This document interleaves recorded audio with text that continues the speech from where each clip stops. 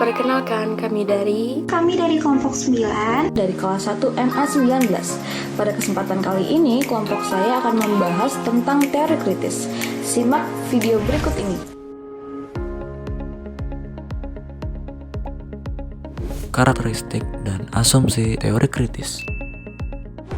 Teori kritis berkeyakinan bahwa manusia bertanggung jawab sendiri sepenuhnya atas kebebasan mereka sendiri serta mencegah mereka agar tidak saling menindas antara sesamanya atas nama masa depan kebebasan jangka panjang.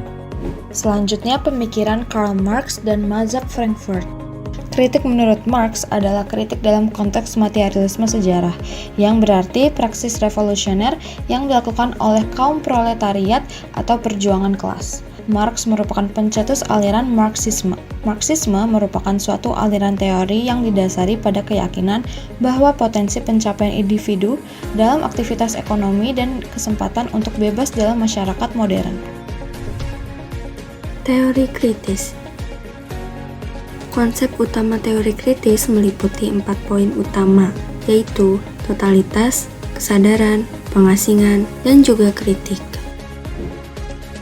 Lalu berikutnya ada makna kritik dalam tradisi teori kritis, yaitu kata kritik sebenarnya sudah dipakai sejak masa Renaissance abad ke-14, lalu setelahnya masa Aufklärung abad ke-17, 18, hingga 19. Pada masa ini muncul para filsuf seperti Immanuel Kant, Hegel, Karl Marx, yang oleh mazhab Frankfurt dipandang sebagai filsuf kritis. Akar historis teori kritis menekankan persamaan kedua hubungan secara dialektika antara subjek pengetahuan individu dan dunia luar, dan tegangan yang tidak bisa dipisahkan karena saling berhubungan. Menurut kritisme Kant, yaitu Horkheimer juga berkata bahwa Kant dapat disebut sebagai filsuf kritis yang pertama. Selanjutnya, teori kritis menurut Horkheimer. Menurut Horkheimer, teori kritis memiliki tujuannya yaitu membebaskan perbudakan manusia dan dengan melihat fakta di balik realitas yang ada, yang terjadi yang dibelakangi asumsi-asumsi dasar yang ada. Kesimpulan kritis menurut Horkheimer telah mengajukan 3 syarat agar teori dapat menjadi emansipatoris. Pertama, ia harus curiga dan kritis terhadap masyarakat. Kedua, ia harus berpikir secara historis. Ketiga, ia harus tidak memisahkan teori dan praktis. Horkheimer telah memperlihatkan bahwa teori kritisnya telah memenuhi 3 syarat tersebut. Teori feminisme. Tujuan dari feminisme ini adalah keseimbangan interrelasi gender. Dalam arti leksikal, feminisme adalah gerakan wanita yang menuntut persamaan hak sepenuhnya antara kaum wanita dan pria.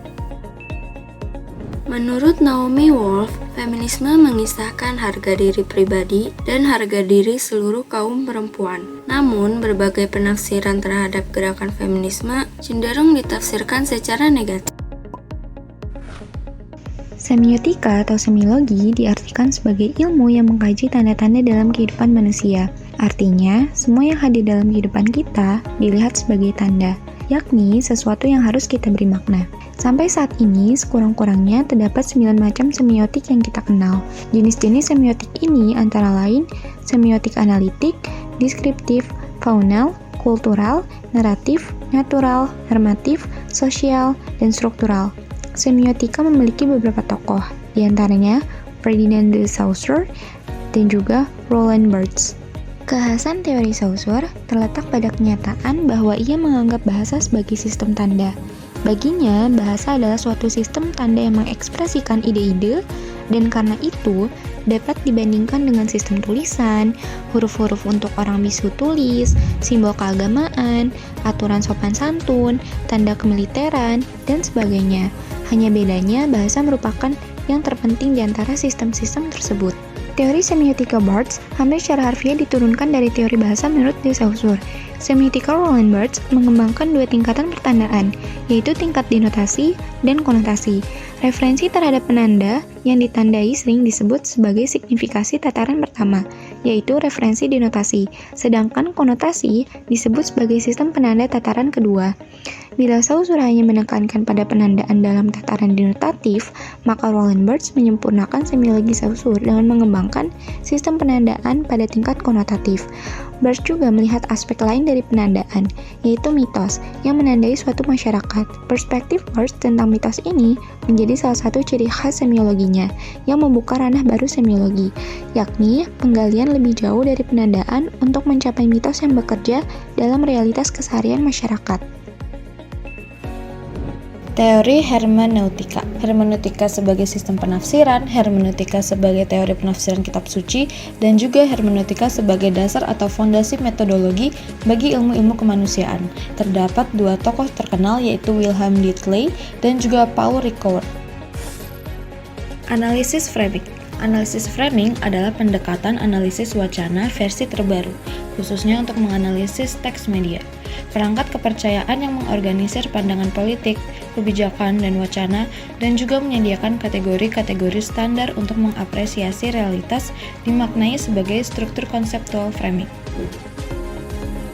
Berikut adalah tokoh-tokoh teori komunikasi kritis. Di antaranya ada Karl Marx, Max Horkheimer, Theodor Adorno, Herbert Marcuse, dan Jürgen Habermas.